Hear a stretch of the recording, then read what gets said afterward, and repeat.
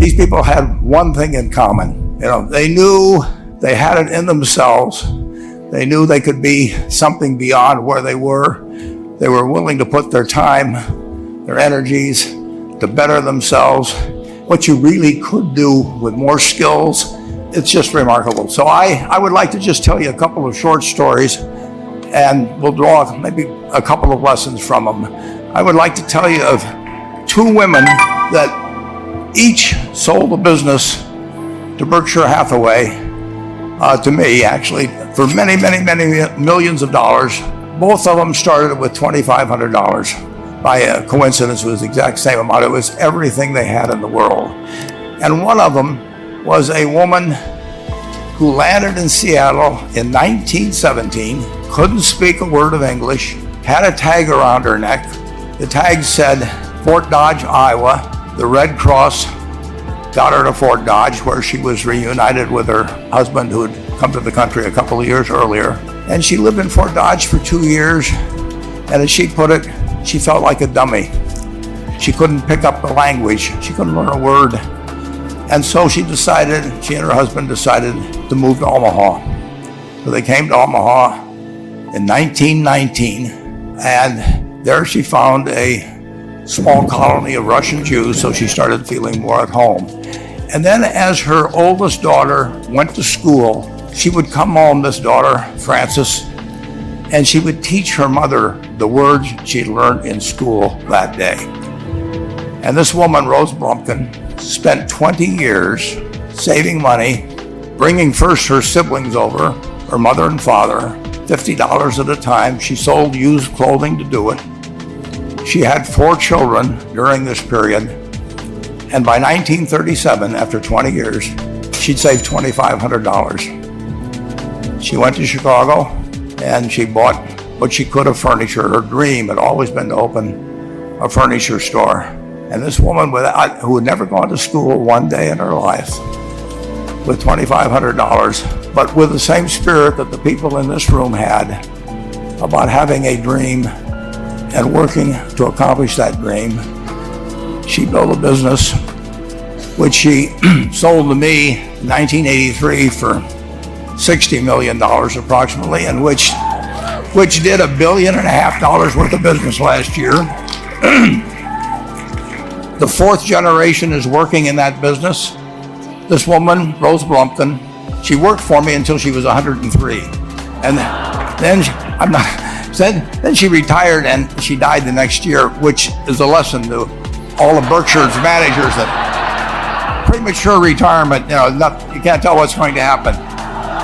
But Mrs. B, with her $2,500, one further fact about her, she could not read or write.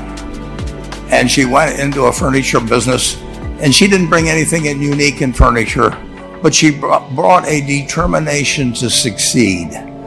She knew she could outwork anyone else. She knew she cared about her customers. She worked at very low gross margins, but she built this incredible business. And I saw one other woman who did a similar thing with $2,500. I paid her hundreds of millions of dollars for her business. So I decided to go to the source and get these people before, I don't want you guys coming around to me asking me hundreds of millions of dollars. I'd like to join in with you much earlier. So I've followed this group, and today I'd like to tell you about one other small business person. This person, I went to buy his business from him, and he turned me down, which was very wise. But this was a fellow who was born about 8 years before I was. He was born in 1922. We'll call him Jack, lived in the Midwest. He was a pretty good athlete, didn't like school much. And I'm going to tell you one thing early in the story. Maybe you can figure out who the guy was. The company he built hires more college graduates each year than any other company in the United States. And this fellow, who was destined for this but did not know it, Jack, went to college for a year and then dropped out. He really wasn't that interested in school. And the year he dropped out was 1941. And when the the United States became under attack. He went down to the Army Air Force recruiting station, volunteered, and they turned him down because he had hay fever. So he went over to the Navy and again volunteered, and they took him. They put him on an aircraft carrier. He flew small fighter planes during World War II, got 2 distinguished flying crosses from the Navy, and then he came back to the Midwest. So now we've got a young guy. Probably by this time he would be 23 or 24 years old. And the interesting thing is, he got back to the Midwest, and he actually kind of went from one job to another for a short period of, or not such a short period of time. And he finally became a used car salesman at a Cadillac dealership in St. Louis, Missouri. And at age 35, having moved up in the organization, the sales organization, he said to his boss, "Could I go into car leasing business with you?" The boss said, "Well, if you'll cut your salary in half and you'll come up with," I think it was $25,000, which he borrowed, "we can become partners in a car leasing company." So my friend Jack started at age 35 in the car leasing business. And he had 7 cars. It was pretty slow. In fact, one of the things he did was whenever the phone rang, he let it ring 3 or 4 times so people would think that he was very busy answering other phones. And of course, it was the only call he was going to get all day. So his first venture was okay, but it wasn't really going to go anyplace. And there's a lesson in this for all of us. At age 40, he decided, with 17 vehicles, 17 cars, he was going to go into competition in the rent-a-car business. So now he's taking on Hertz and Avis and National and people like that who have hundreds and hundreds of thousands of cars. And he's got 17 cars, and his cars aren't any different than theirs. I mean, he's buying them from General Motors or Ford or Chrysler. And he can't get the airport locations. Those companies have them all sold up. But he was determined that he would basically offer the customer, can't offer him a different car, but he can offer them friendlier service than they've ever seen. And so he started a company. He named it after the battleship that he'd flown from in the Pacific, which was the USS Enterprise.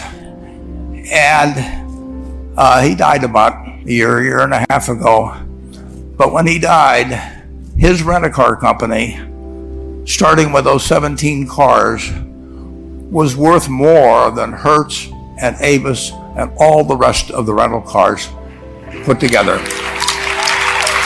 The man's name was Jack Taylor, and his son, Andy Taylor, is a good friend of mine, runs the business now. A grandchild is in the business. They'll probably be a 4th generation along the line. So this man in the United States, he didn't invent artificial intelligence. He didn't do anything that, just like Mrs. B selling furniture, I mean, that any one of us could have entered those businesses.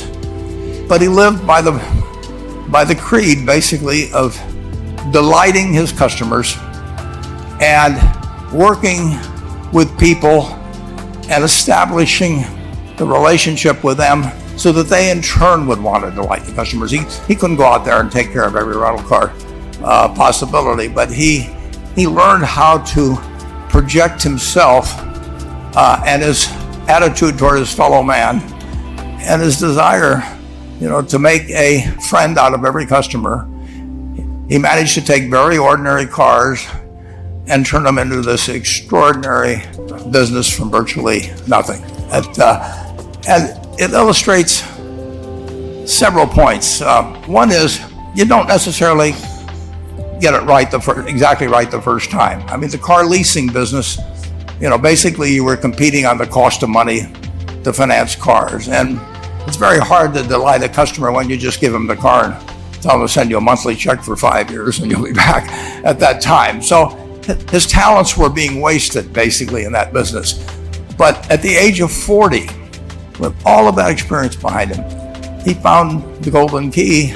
He took a very ordinary business and turned it into an absolutely extraordinary operation, just like Mrs. B or Rose Bumpkin did with furniture. And he didn't worry about whether the Federal Reserve was going to tighten or ease. He didn't worry about whether the stock market was up or down yesterday. He didn't worry about the things he couldn't change, but he did focus on the one thing he could change, and that was the customer's experience.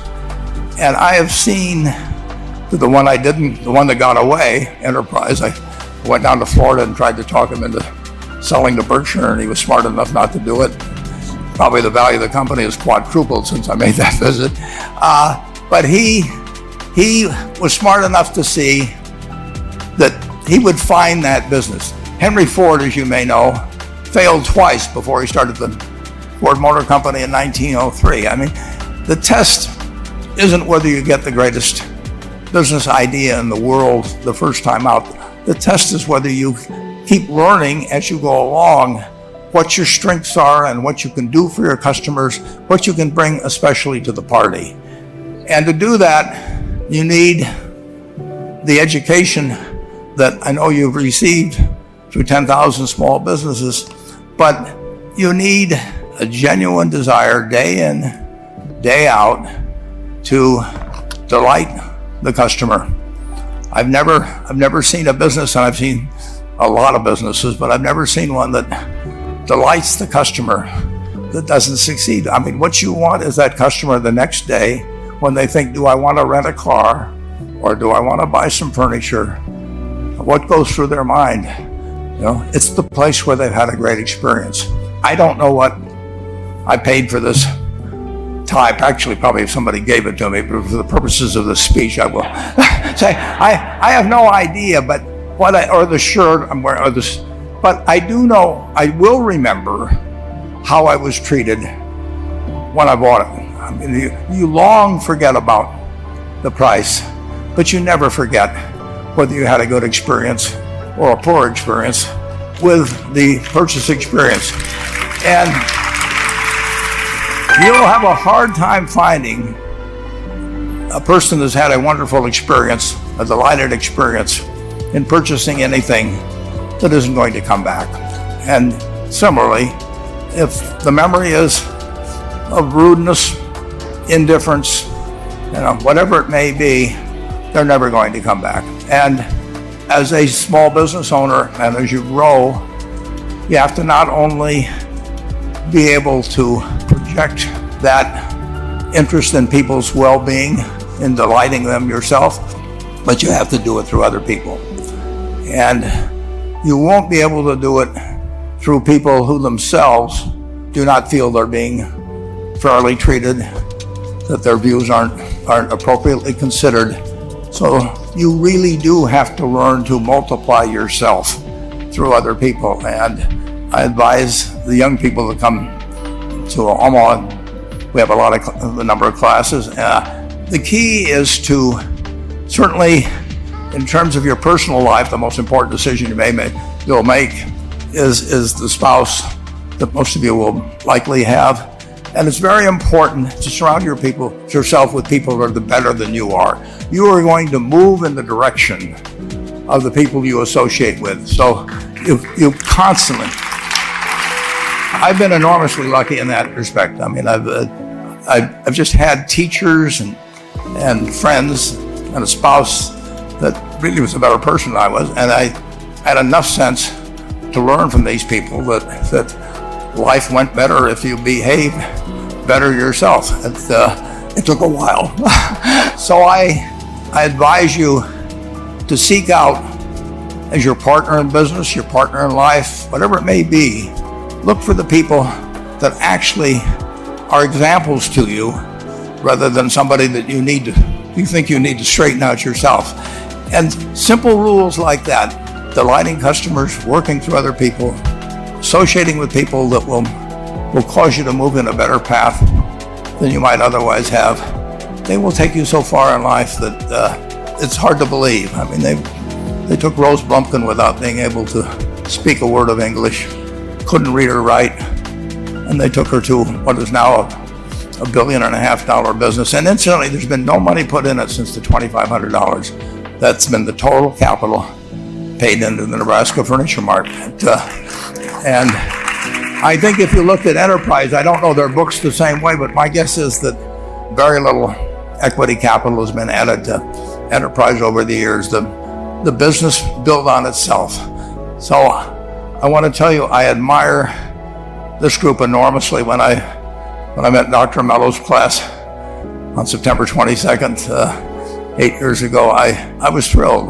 And I admire people that are doing what you have done. Working hard at your job at the same time, you took on an added, really, lot of hard work to further your skills. 99% graduate. I mean, that's a mind-blowing statistic. And I'm looking at 2,200 people here who I admire. I'm cheering for you, and I can tell you the best is yet to come. Thank you.